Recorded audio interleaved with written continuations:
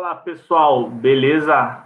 Boa noite para vocês. Como vocês estão, meus queridos? Espero que bem. E seguimos com mais um hands-on, mais uma quarta. A gente vai ter um hands-on bem legal, com uma pessoa que já passou pelo RoadSec at Home. Então acho que vocês vão curtir, hein? Bom, deixa eu compartilhar aqui a tela. Legal, galera. Bom, como vocês sabem, estamos com esse projeto de hands-on. Estou aqui com vocês, meu nome é Shelter, faço parte do time de conteúdo da Flipside, aqui do RoadSec. E hoje nossa programação vai ser com a Michelle Mesquita, ela que falou sobre Python para Pentest. Se você não viu ainda, corre lá no RoadSec at Home, vai ter uns vídeos. E hoje ela vai dar um hands-on justamente sobre Python. Então, se você quer aprender um pouquinho sobre Python, se você quer aprender essa linguagem maravilhosa, cola com a gente que é sucesso. Bom, não vamos ter perguntas aqui, então vocês podem mandar todas as perguntas de vocês lá no nosso canal do Discord, discord.io/roadsec, e lá a gente vai estar em contato com vocês e respondendo todas as perguntas, beleza? Também não teremos sorteios, afinal de contas, estamos de férias, né, pessoal? Já assinaram o The Hack hoje? Pois é, quer ficar ligado nas novidades aí, nas oportunidades de trabalho, notícias quentinhas aí, seja notícias boas ou, infelizmente, as ruins, a gente tem tudo na The Hack, seja estudos ou seja leaks, tudo lá. Então, corre lá, assina a The Hack para ser o teu canal de notícias. Bom, estamos em tudo quanto é lugar. Somos onipresentes, oniscientes e quase onipotentes, como dizia a nossa querida Malu. Então, vai lá, estamos no Facebook, no LinkedIn, no Instagram, no Twitter, na Twitch, no YouTube, Spotify. Eu ainda não sei o nome disso, eu vou chamar de Google Maps de novo. Cola lá nos nossos grupos também. A gente está no Telegram, com um grupo super legal e engajado. A gente está no Facebook e a gente também tem um grupo lá no LinkedIn. E eu vou enfatizar de novo, cola lá no nosso discord.io/roadsec para estar com a gente lá também. Bom, sem delongas, bora começar. Eu queria chamar aqui a Michelle Mesquita, ela que é analista de segurança na Rede Globo. Sobe aqui, Michelle. Tudo bom? Tá mutada, Mi? Não foi eu, não. Bom, Como é que você então, tá? tudo bem, tudo certo aí. Tô feliz aí de poder ajudar aí mais uma vez, agora podendo mostrar um pouquinho aí de Python ao vivo para vocês. Você viu? Já tá quase de casa já agora, né? É isso Bom, aí. gente, hoje a Michelle ela veio falar um pouquinho mais sobre Python. A galera curtiu demais a entrevista que a gente fez com ela no RoadSec at Home passado. E pediu mais, então, atendendo ao pedido de vocês, a gente trouxe ela de volta e dessa vez, agora para mostrar na prática, um pouquinho mais sobre Python. Mi, antes de começar, eu queria fazer uma pergunta para você.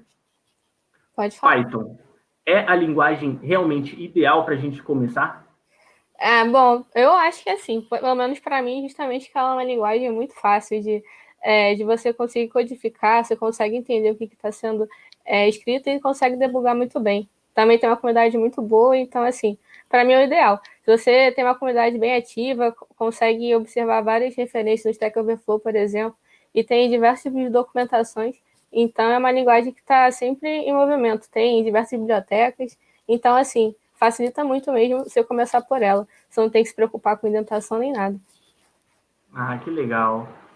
Mi, eu vou subir o meu terminalzinho aqui, minha VM, que eu quero aprender junto com a Beleza. galera. Cara, toca o terror aqui, que eu tô aqui para te encher o saco. Se qualquer coisa, se eu não conseguir aqui, eu vou pedir ajuda, viu? Com certeza. O palco é seu, Mi. Só um momento. Então, Para inicializar, eu prefiro sempre usar o ambiente de desenvolvimento, eu acabo utilizando bastante o Ubuntu, porque eu acho ele mais simples para você poder codificar, baixar suas bibliotecas. Então, antes de mais nada, se você puder também já ter o Ubuntu no seu computador, o VirtualBox, por exemplo, já fica aí a dica. Então, para a gente poder começar e instalar o Python, por exemplo, na minha máquina aqui eu já tenho, se eu digitar Python, eu já consigo aqui ver o terminal. No caso, se você ainda não tiver e for Ubuntu, você vem aqui, apt-get install Python 3. No caso aqui eu já tenho a versão mais recente, e aí você poderia já ter no seu terminal o Python instalado. Uma outra forma, se você tiver Ubuntu, você pode vir aqui na lojinha deles e procurar por PyCharm. E aí você pode baixar aqui o PyCharm, que é da própria comunidade, OCE. Que aí ele é bastante simples e ele já é um ambiente completo para o Python. Então você não precisa ficar se preocupando em ter que instalar diversas coisas. Ele já tem um ambiente aqui dentro, eu vou mostrar para vocês. Ele só demora um pouquinho mais para carregar, porque tem algumas dependências. E aqui você já pode baixar diretamente as bibliotecas, que caso você veja necessidade.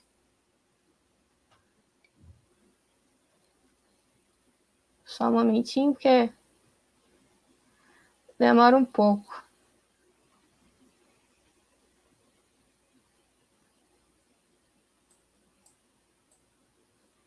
Que ele está aqui preparando o Workplace.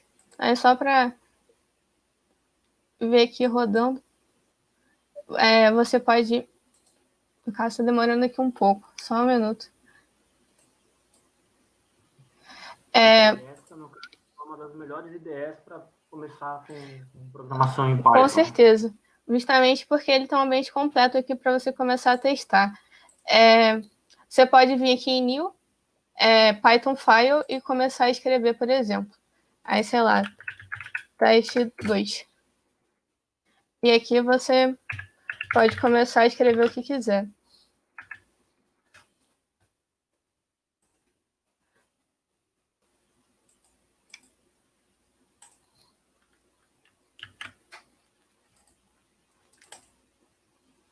Só um minutinho que...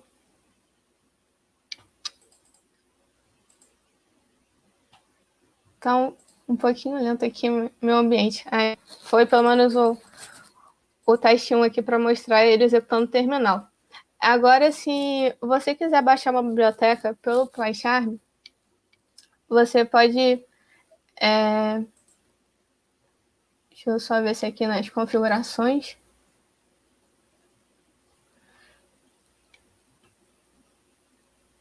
E aqui você vai nessa parte de Project, Interpreter, e você pode adicionar mais bibliotecas, por exemplo. Uma muito famosa é o Request. E aqui você vai em Install Package, por exemplo. Aí é só para mostrar uma maneira mais fácil e acessível, caso você não queira ir diretamente pelo terminal. Mas aqui para os nossos exemplos, eu vou utilizar o terminal, porque eu acho mais didático de mostrar. Então, depois da gente ter instalado aqui o Python na nossa máquina, vou mostrar aqui algumas coisas interessantes. Que são, por exemplo, você pode chegar aqui e começar a tentar executar alguns códigos. Como vocês podem ver aqui, por exemplo, eu pude usar código matemático e ver uma soma. Caso, por exemplo, o Python utiliza muito inteiro, utiliza array, utiliza string, e eu vou mostrar aqui um pouco desses exemplos. Vamos ver. Se eu quiser colocar uma string, eu só vou começar aqui colocando uma função chamada type, que essa função ela me mostra o tipo daquela minha variável. Então, se eu colocar aqui meu nome, colocar type, ela vai me falar que é uma string, justamente porque é uma cadeia de caracteres. Se eu colocar aqui, por exemplo, frutas, colocar laranja, sei lá, melancia, e eu colocar o type, ele vai me dar que é uma lista. E se eu quiser botar, por exemplo, pessoa,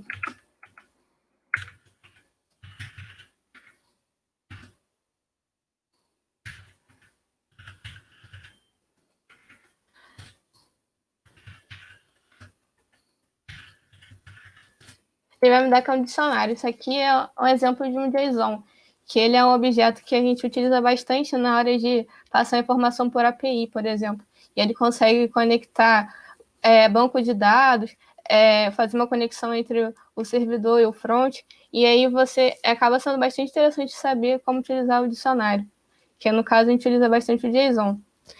E caso você quisesse pegar uma informação desse dicionário, que no caso o dicionário ele é composto por chave e valor. Aqui a chave seria o nome e o valor seria aqui Michele.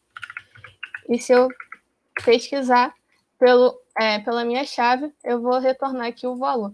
Então aqui é só para mostrar um pouco de exemplos dos tipos de variáveis que a gente tem dentro do Python e que acabam sendo imprescindíveis para a gente poder começar a nossa programação. E aí, como eu já falei sobre uma função que é bastante conhecida, que é o type, que é justamente para você entender que tipo de valor ele acaba retornando para a gente, caso no meio do seu código você veja que está tendo algum tipo de problema e de variável, dizendo que ele não está entendendo o que aquilo quer dizer, a gente utiliza o type. Mas a gente tem uma função muito conhecida, que é a função print, que aí se a gente colocar aqui o nosso famoso hello, que aí ele retorna para a gente o valor. O print ele serve para mostrar o valor na nossa tela. E uma outra função também bastante legal é o input, mas essa eu acho mais fácil mostrar fazendo um código. Então, aqui no terminal, vou utilizar o nano, o editor aqui mais rápido, e aí eu coloco nano teste py, que é a nossa extensão para Python, e aqui eu posso colocar, por exemplo,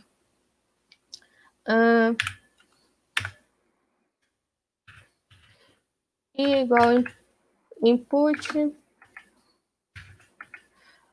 Estou usando bastante exemplo. Botar qual o seu nome?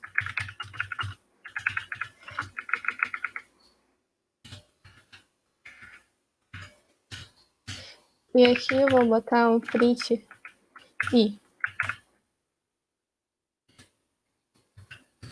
Eu não preciso Então, de ponto e vírgula nem nada, né? oi? Eu não preciso usar ponto e vírgula. Nem nada. A única coisa que você vai precisar usar no Python de fato, você colocar espaço para poder dizer se você está na mesma direção ou não, como se fosse realmente uma indentação. Essa é a única coisa importante dentro do Python. Mas você não precisa se preocupar com ponto e vírgula e nem, por exemplo, parêntese. Isso eu acho que é uma das vantagens assim, dessa linguagem. E até que se você for para uma outra linguagem, você vai acabar esquecendo disso. Ou então você tem que declarar sua variável dizendo se ela é inteiro ou se ela é uma string. E isso você não precisa se preocupar no Python. Então aqui, se a gente quiser rodar esse nosso código, eu chamo por Python o nome do nosso arquivo e aqui eu coloco o nome. E aí retorno qual o seu nome, e aqui apareceu o valor. E aqui foi para mostrar um pouco do que seria a ideia de você utilizar o formato do input.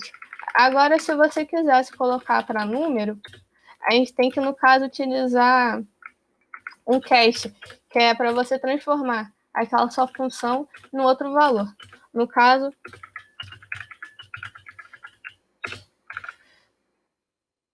e aí se você quiser botar, então você vai ter que converter para inteiro. E senão, depois eu até posso mostrar aqui. Ele vai retornar um erro para a gente. Então, se eu vier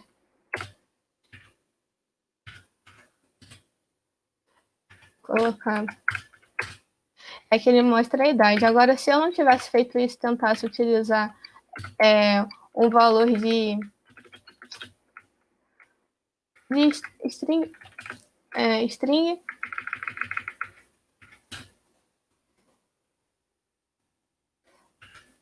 quer dizer, deixa eu fazer outra coisa.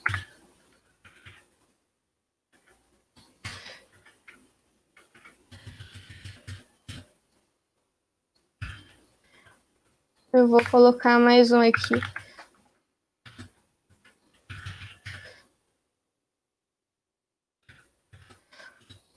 Nosso famoso digite o número.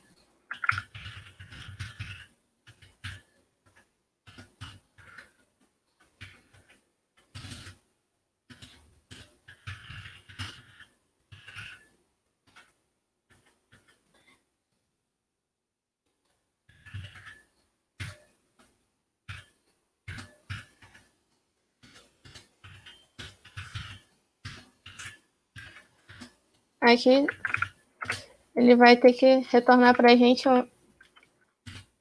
tanto. Deixa eu ver aqui. Eu botei o nome da variável errada. Coisa que acaba acontecendo.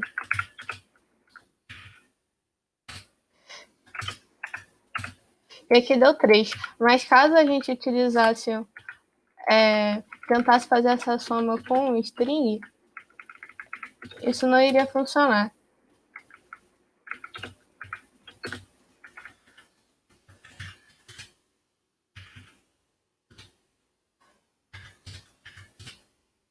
Aí, ele, no caso, ele concatenou dois valores, que para ele, esse 3 e 4 aqui não seria, de fato, um valor numérico, não seria um inteiro. Ele está juntando um 3 com 4. Então, é só para mostrar um pouco essa diferença que existe entre os tipos de variáveis. Tá achando tranquilo? Tá dando para acompanhar? Tô fazendo aqui, tá dando certo, tá dando certo. Beleza. Vamos pensar. Um outro exemplo também interessante seria utilizar condicional, que que dentro da programação a gente tem a utilização tanto de for para poder fazer um loop dentro daquele seu programa. Você também tem condicional que é o if else. Então, se aquilo é verdade, se um número é maior do que o outro, você pode fazer alguma ação com aquilo. Então, vamos fazer aqui um código utilizando if else.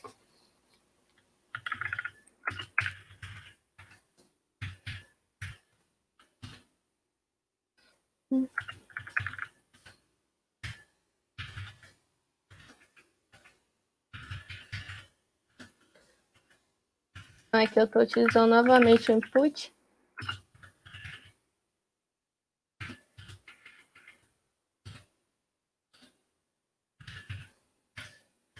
Estou botando aqui um valor de 4.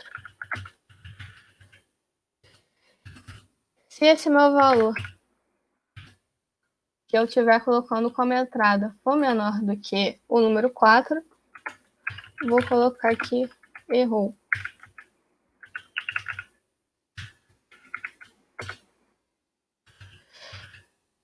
E aqui, se esse número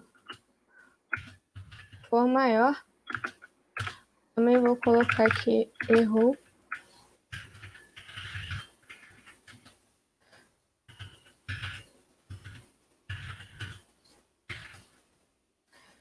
E se esse número for igual ao meu chute, vou colocar aqui que de fato acertou. Então, lembrando, nosso número inicial é 4. Então, se eu colocar um número menor do que 4, ele vai botar que errou. E se for um número maior também, mas se ele for o mesmo número dali que eu chutei, de fato ele acertou. Então, essa é a ideia de você utilizar o if. Você coloca uma condição verdadeira ou uma outra falsa. E aqui você pode juntar um if com outro usando else if. para você continuar aquela sua ideia de condição. Legal. Michele, e qual a diferença de if para else? O else você é como se fosse um else com if junto. Então você pode continuar. Já o else seria só aquela condição contrária àquele seu if. O else você pode continuar com várias outras condicionais. Legal. E tem problema parar no if mesmo que não exista uma condição final? Você tem que ter um if e um else, por exemplo. Se for isso, sim, vai funcionar. Legal.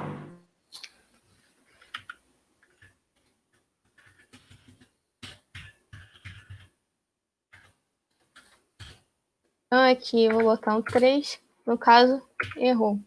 Se for, por exemplo, 4, acertou.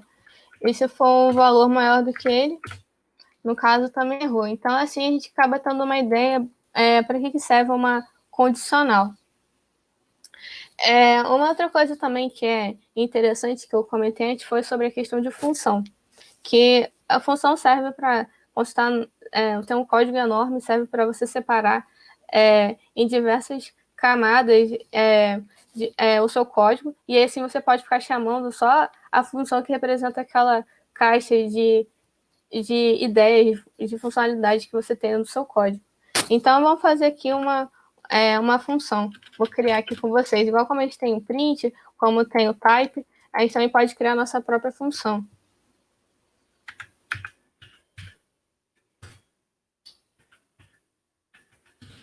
Então, vamos criar aqui um código. Vou utilizar aqui a ideia de física.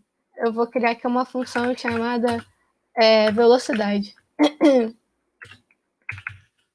Então, a velocidade, ela vai precisar ter dois parâmetros como entrada, que no caso eu quero que seja o espaço e quero que seja o tempo. E aí, então, para a gente dizer que é uma função, a gente tem que começar com essa palavra chamada def. Aqui eu posso dizer o nome da minha função, e aqui são as variáveis que eu quero que entrem naquela minha função e que vão servir para poder ter uma funcionalidade dentro daquele meu código. Então, eu vou colocar aqui que velocidade é espaço pelo tempo. E aí, eu posso fazer uma função com retorno ou sem retorno. Eu poderia vir aqui, utilizar o print v para poder só ter o resultado daquela função, ou eu posso fazer ela ter um retorno e também, e dessa forma, ter só essa minha variável, que no caso eu quero que retorne v. Então, vou colocar aqui que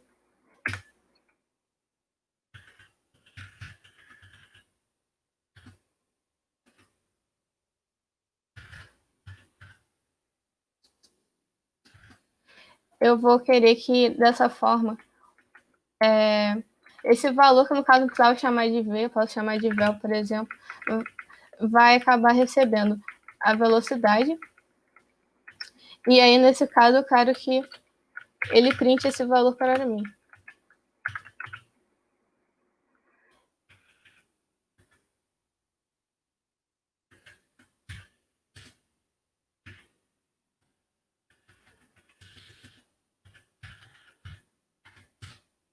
E aí, no caso, ele trouxe aqui o valor de 10.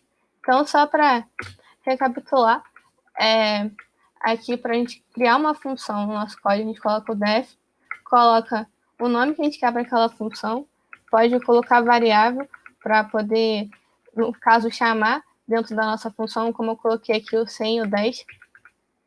E dessa forma, eu acabo chamando essa minha função que eu criei. No caso, se você pensasse um código muito maior, você pode fazer várias chamadas. E aí, eu coloquei um print só para poder retornar o valor que ocorre nessa minha função. Legal. E se eu não colocasse o valor de retorno, o que aconteceria? Bom, no caso, eu poderia chamar direto. Que eu posso colocar aqui um print V. Aqui eu não ia precisar, então, criar colocar uma variável para poder retornar essa minha função. E aqui, no caso, eu já posso colocar até direto o print direto na minha função velocidade.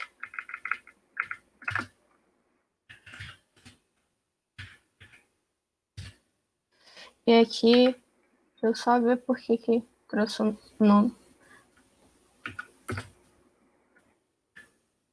Ah,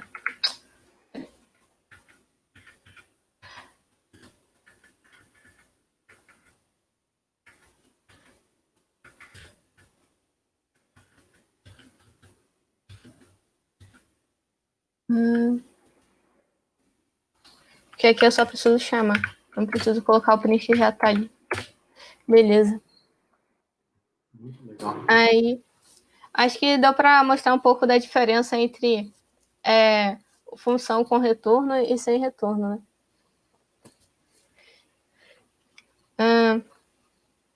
E até agora tá indo tudo bem? Tá tendo aí alguma dúvida? Consegui instalar o Python 3 aqui. Deus, como está tudo funcionando, estou entendendo. Espero que a galera aí que esteja assistindo também esteja. Se tiverem qualquer pergunta, pessoal, pode mandar, tá? Podem fazer. Isso aí. Então agora eu vou falar um pouquinho sobre o for, sobre essa questão de laço, e depois eu vou falar um pouquinho sobre duas bibliotecas. Uma é request e outra é o Selenium, que eu acho que é bem interessante aí. Então, vamos criar aqui o nosso próximo código.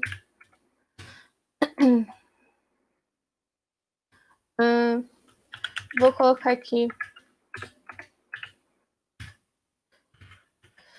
outros novamente.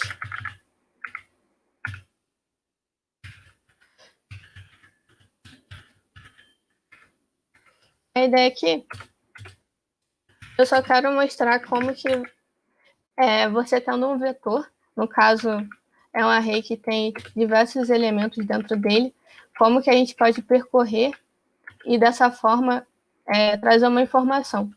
Então, vou colocar aqui. Então, a forma que a gente utiliza um loop é justamente para isso. Você pode utilizar justamente quando você quer percorrer um valor, um array, tentar encontrar um valor específico dentro dele, você utiliza realmente para fazer diversas repetições. Mas acho que um exemplo assim bom para mostrar como utilizar o for é justamente esse. Então, a ideia de como você escreve o for é justamente utilizando essa ideia de for. No caso, eu coloquei o nome de uma variável. Muitas vezes as pessoas gostam de chamar de i, para você poder dizer como se fosse um index, de onde você está indo com essa sua variável percorrendo dentro dessa cadeia.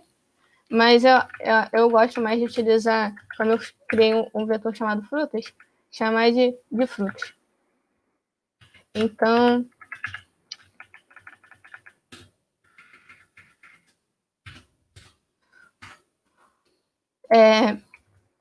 for frutas em frutas, eu posso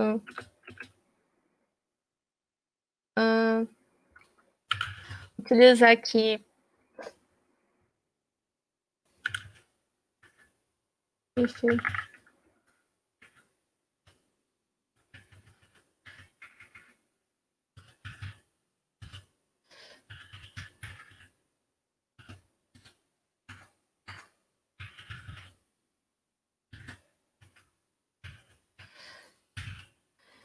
se banana existir em fruta, vou colocar aqui um ok.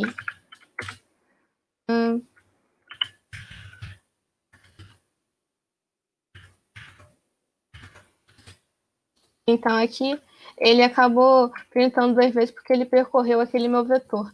No caso, como eu coloquei aqui, peraí, como eu coloquei esse print dentro do meu for, ele vai printar as 2 vezes mostrando que de fato existe a palavra banana dentro desse meu vetor frutos. E aqui é só para mostrar como você pode utilizar tanto o for quanto o if dentro da linguagem de programação, que realmente a imaginação é o limite. Agora, se eu quiser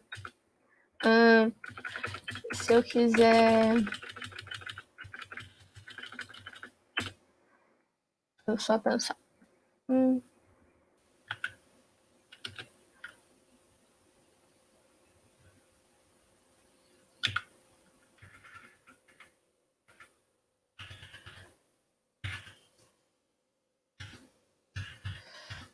Aqui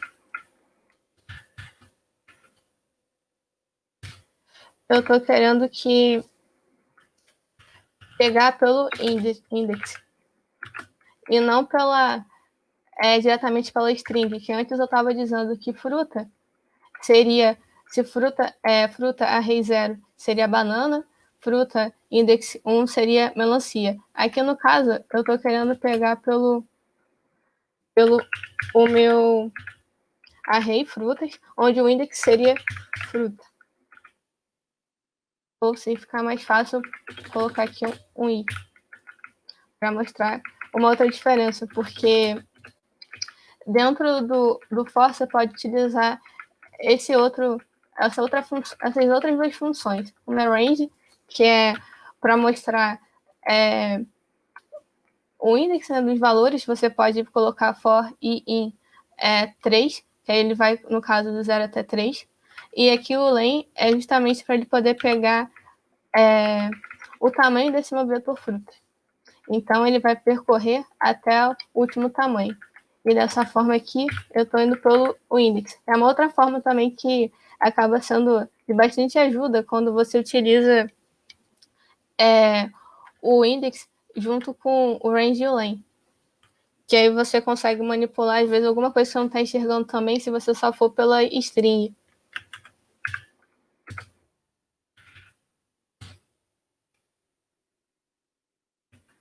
Deixa eu ver aqui.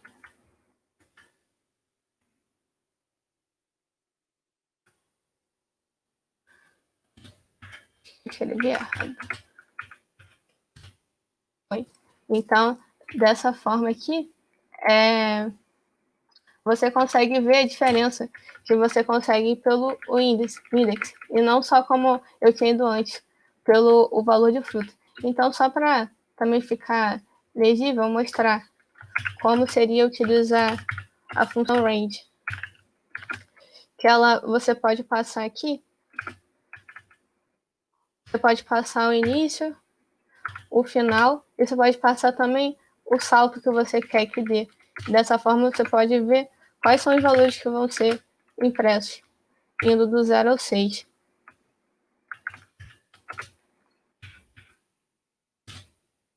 E aí, no caso, como eu coloquei o passo 2, ele imprimiu o 0, o 2 e o 4. E aí? Tá? Muito legal. Tá dando aí para entender? Beleza. Assim.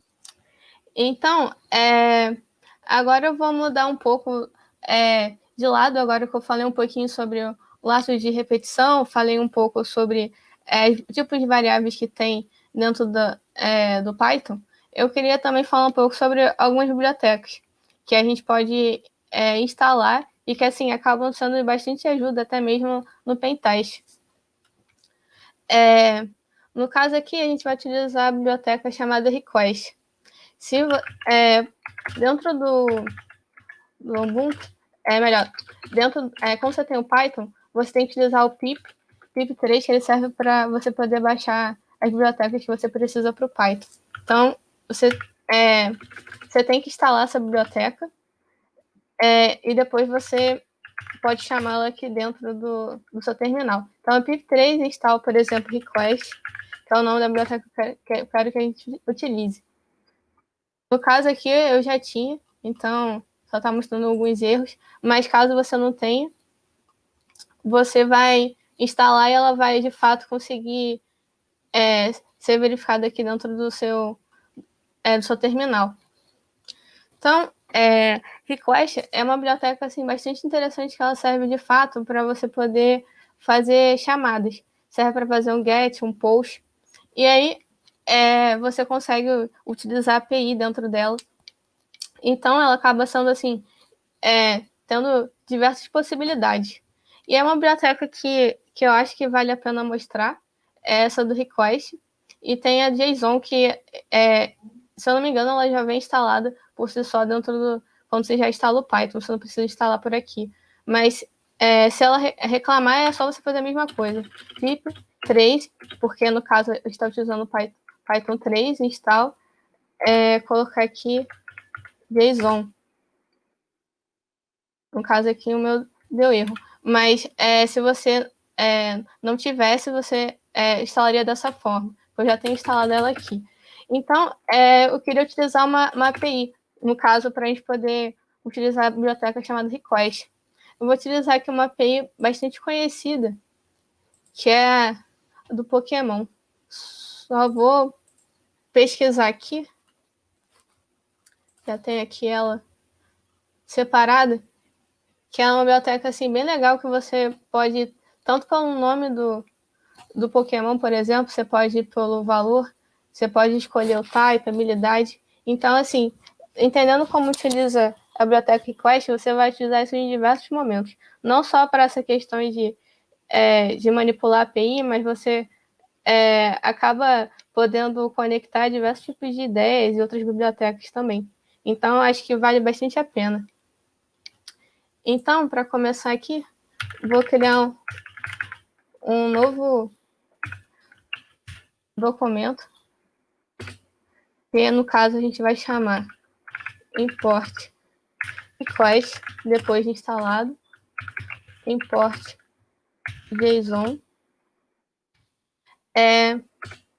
Então aqui eu vou utilizar, eu quero colocar uma variável chamada response, que no caso ela vai vir aqui com request, que no caso vou dar um get, que como eu falei, ela é uma biblioteca que no caso ela tem diversas funções.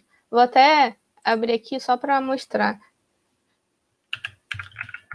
Python 3 request. E no caso, é bastante importante a gente sempre olhar a documentação para entender como que, de fato, a gente pode começar a utilizar uma biblioteca quando a gente está vendo pela primeira vez. Então, aqui eu estou colocando uma variável que eu quero que retorne. No caso, eu botei o response. Eu quero que retorne request dessa minha API. Que, no caso aqui, o nosso vai ser o Pokémon. Só para atitude de curiosidade, se você vier aqui colocar API V2 peraí.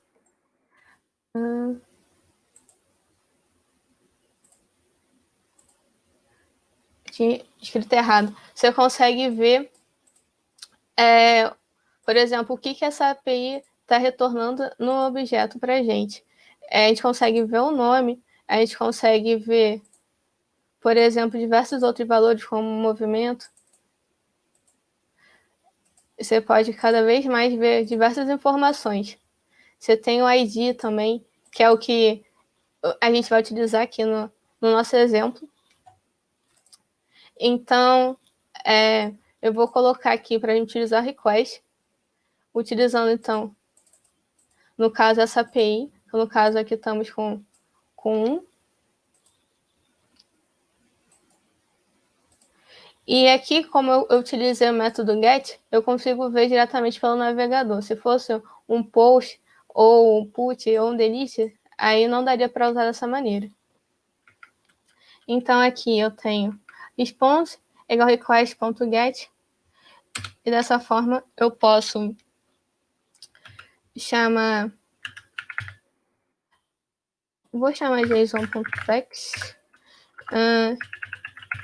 Vou botar aqui o response.text. Dessa forma aqui, eu vou trazer a minha informação do JSON, só que agora em formato de texto.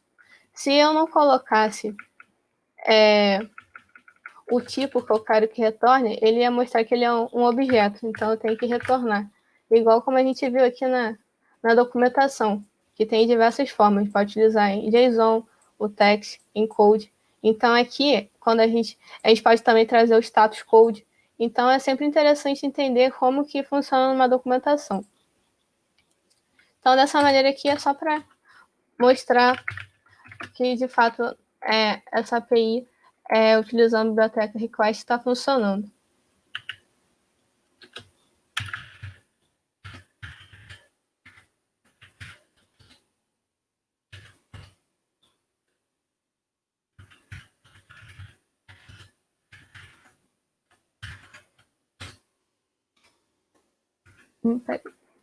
Escrevi.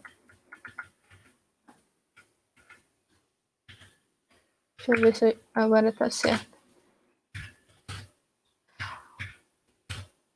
Então, aqui você consegue ver, então, que todas aquelas informações que a gente viu no nosso site estão sendo retornadas aqui para a nossa tela. Então, acaba que essa biblioteca request, ela assim, é imprescindível.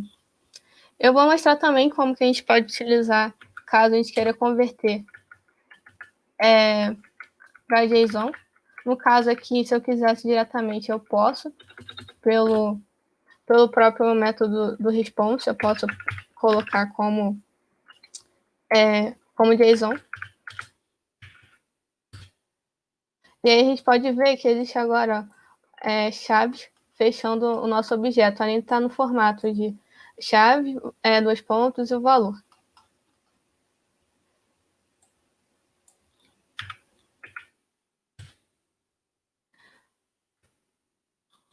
Agora, se eu quisesse transformar isso aqui, no caso, texto, que tem uma outra forma que a gente, por isso que eu coloquei a biblioteca JSON, que é você converter um objeto em texto para um objeto JSON. Isso, assim, é bastante importante de saber que diversas vezes, quando você estiver manipulando com a API, você pode querer transformar isso para texto, string, para você manipular alguma informação ali da sua API, do seu código, e depois querer passar isso para JSON e enviar essa informação. Então, a gente pode utilizar a função chamada json.load. Vou aqui mostrar. Python em JSON.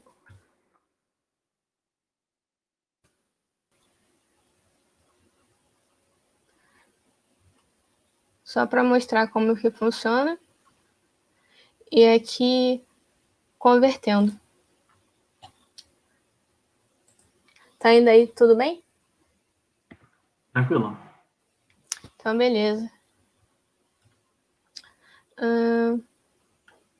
Então, tá.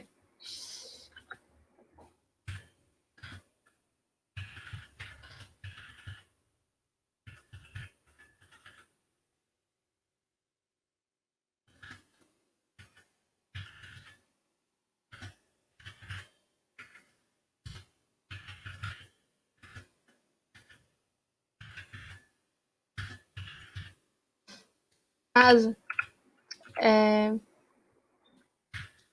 eu quisesse pegar aqui um valor.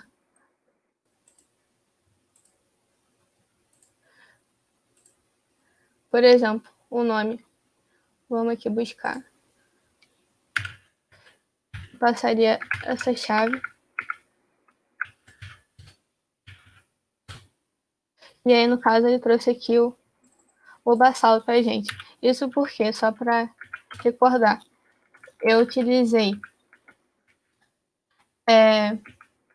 esse formato que eu poderia vir aqui e colocar JSON direto e só pegar pela chave, mas eu quis mostrar como é importante você saber converter também tipos de variáveis. No caso aqui, converter de string para o formato JSON. E assim você pode também pegar o valor da chave e retornar o que você precisa para você manipular dentro do seu código. E pensando agora no lado de pentest, uma coisa que é bem legal de se fazer é, por exemplo, se você tem uma URL, você tem um parâmetro, no caso a gente tem aqui o parâmetro 1, e eu quero ver se você consegue enumerar aquela sua URL, por exemplo. Então, eu posso vir aqui, criar um for, botar aqui um range pequeno, tá até 4.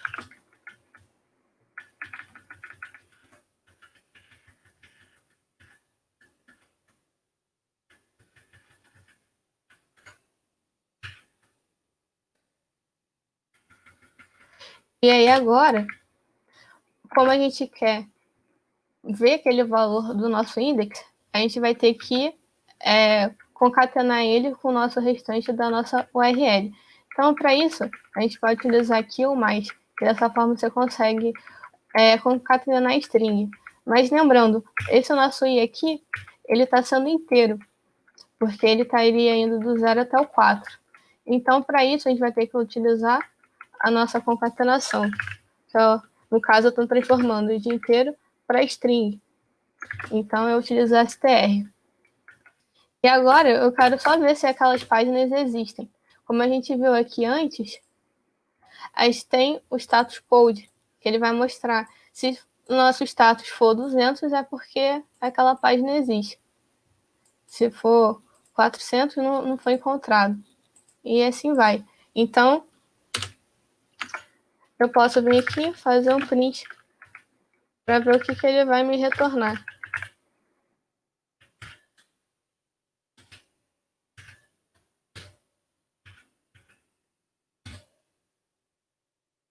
E aqui a gente pode ver que quando era um V0, ele não existia, 404, 200 deu OK para nossas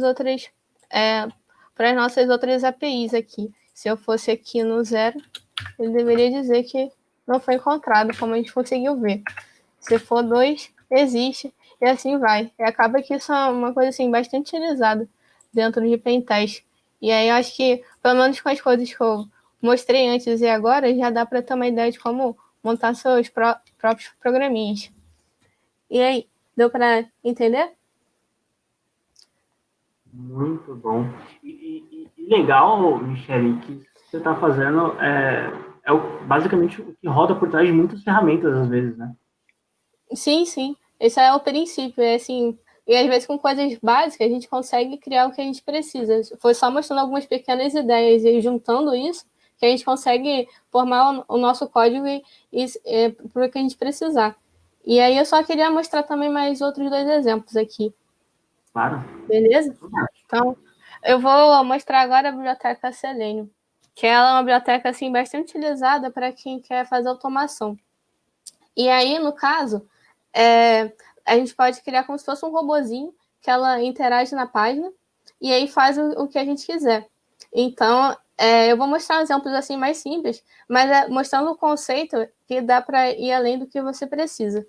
Então, eu vou começar aqui, no caso, a gente teria que vir aqui no pip3 install Selenium, e aí, no caso, a gente iria baixar. No caso, já tem aqui a biblioteca, mas caso você não tivesse, era só aqui adicionar. Ou então, lá no PyCharm, naquele local que eu mostrei para vocês. Então, nano, teste 6. Py. Então, o Selenium, eu vou mostrar a documentação aqui também.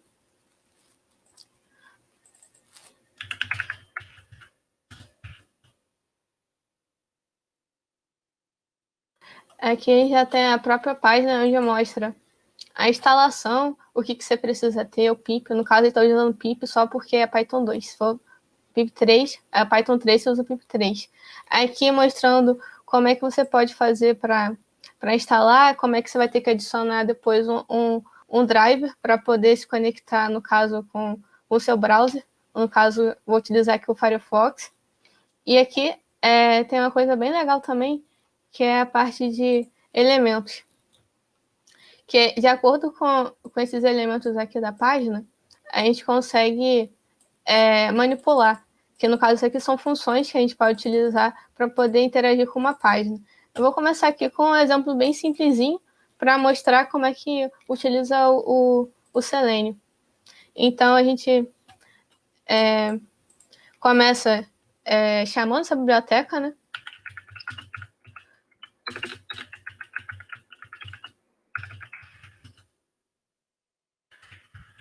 Eu estou chamando aqui o WebDriver, que é onde vai vir essa interação com o Firefox. No caso, isso aqui tudo tem na documentação também. É só para a gente ir mais rápido. Common.keys. E aí que no caso eu estou chamando a biblioteca que interage com o teclado, que é o keys. E essa última aqui é só para a gente poder adicionar um tempo, se a gente quiser entre uma interação ou outra dentro de uma página.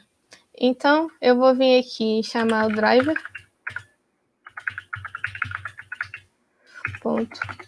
Firefox, que é o meu browser. É só para lembrar, tem uns comandinhos que depois tem aqui nessa própria documentação que eu posso depois deixar como link no vídeo, só para poder seguir o passo a passo para você poder instalar o driver que você necessita para o seu navegador se comunicar aqui com o código. Então, eu vou colocar WebDriver Firefox.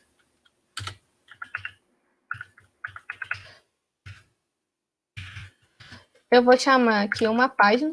No caso, eu também estou utilizando o get, igual como a gente fez lá no request. Vamos colocar aqui Google.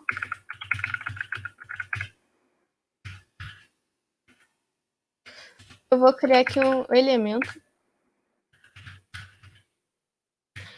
E para eu poder, de acordo com esse meu elemento, que eu vou utilizar aqui uma dessas funções. Eu particularmente utilizo muito o XPath. Eu acho ele mais simples na hora que você está querendo começar a mexer com o Selenium, porque você vai pegar exatamente o que você quer do seu código. Eu vou mostrar isso aqui. E ao invés de ter que pegar um ID que às vezes dá problema, ou name. Então, a minha recomendação é sempre iniciar pelo XPath. Então, eu vou colocar aqui find element by XPath. Então, como eu quero ir para a página do Google,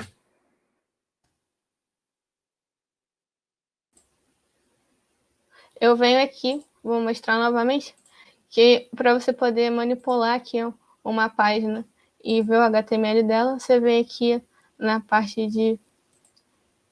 E agora? Inspecionar elemento. E aqui você consegue ver o HTML, você consegue ver o console, você pode inclusive mexer o JavaScript aqui em tempo real. Você tem o debugger, mas o que a gente vai utilizar mesmo é o inspect.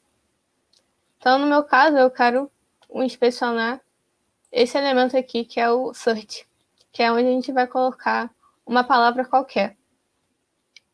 Então, eu vim aqui como inspecionar, aqui ficou azul, então eu consegui ver essa minha caixinha. Então, eu venho aqui em copy, botão direito, copy, XPath. E agora eu venho aqui no meu código, coloco esse valor. E agora com esse meu element.drive, eu vou vir aqui em clique, porque é uma outra função que tem dentro do meu... dentro do Selenium, que serve então para você clicar dentro daquele elemento, que no caso ele reconhece aqui o botão de search, ou melhor, esse campo de search, e aí agora eu venho, clico nele, e é igual como se a gente estivesse fazendo uma ação. Então eu venho e mando um send keys, para ele poder escrever o que eu quero ali dentro. Então, no caso, chama aqui Linux. E aí, dessa forma, eu posso vir aqui com element.send keys e dar um keys return para ele funcionar como se fosse um enter. igual como a gente faz no navegador. A gente vem aqui, busca e dá um Enter para ele poder ir para a próxima página.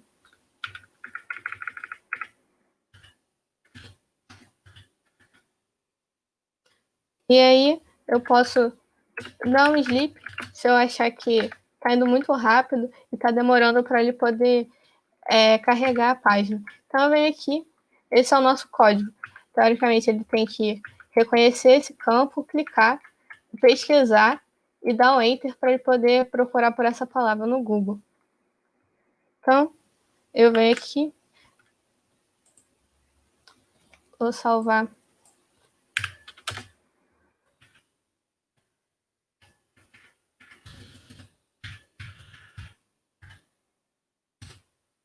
Vamos ver se vai funcionar tudo certinho. Ele demora um pouquinho para carregar.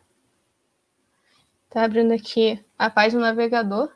E aí pode perceber que ele de fato escreveu e pesquisou pela palavra Linux.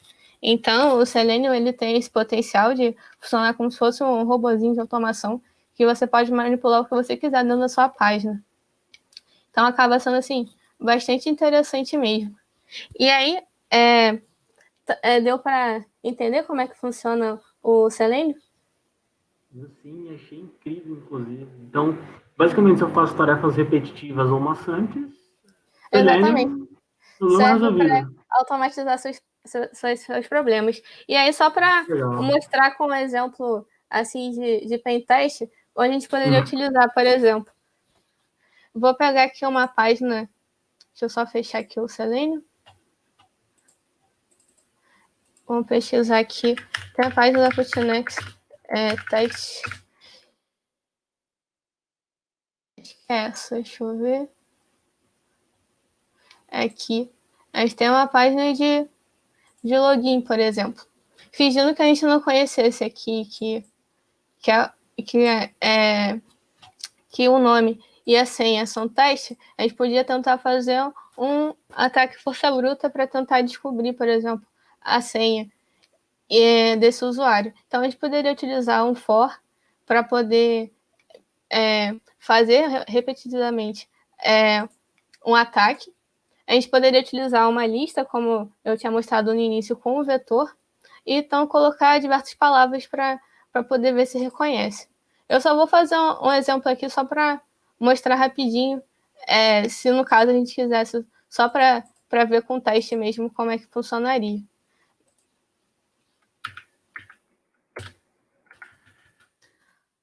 No caso, aproveitando aqui já outro código.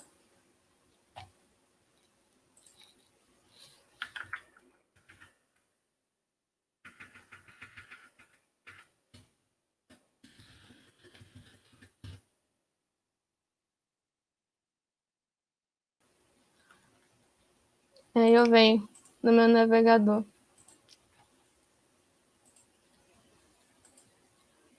Spec element.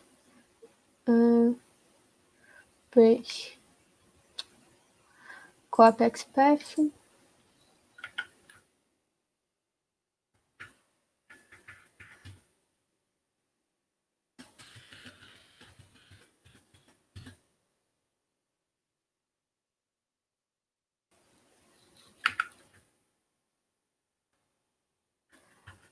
Aí esse elemento aqui eu clico, posso colocar teste, como ele fez lá. No caso, a gente não precisa disso aqui. Vou só copiar para poder ter o campo de baixo.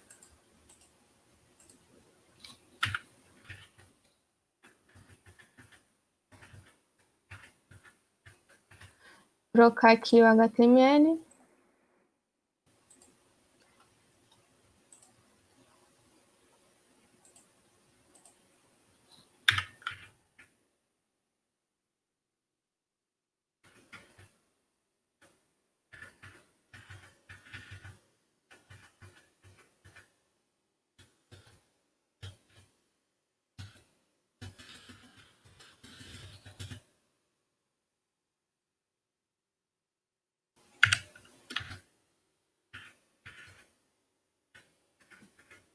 Aqui text.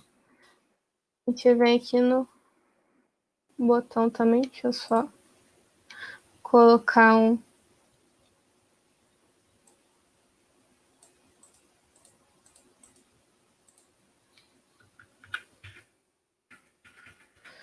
elemento 3 aqui.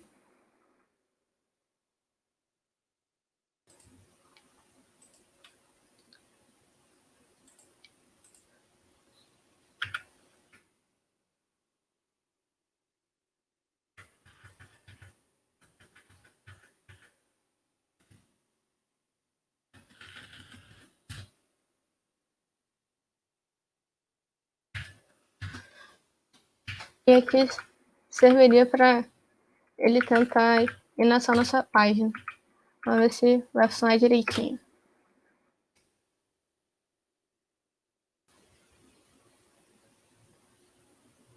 E aí, de fato, a gente conseguiu ver que ele entrou dentro da página. E se caso a gente, por exemplo, que tivesse um array, por exemplo, a gente poderia vir aqui, sei lá, sem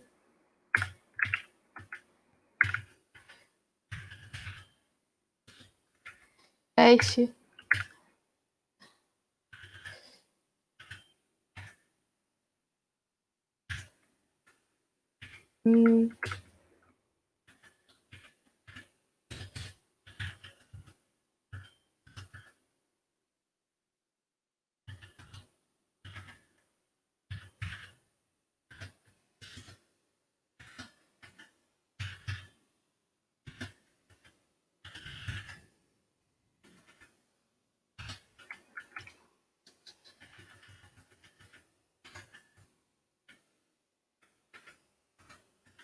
Lembrar sempre de identar no Python, por isso que tem que ficar dentro do for.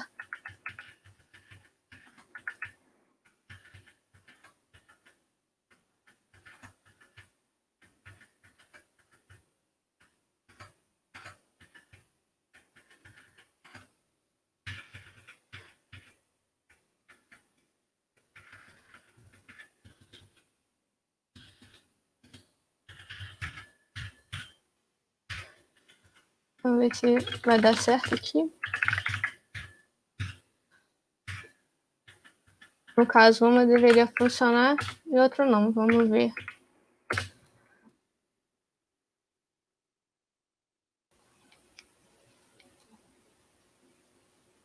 Beleza.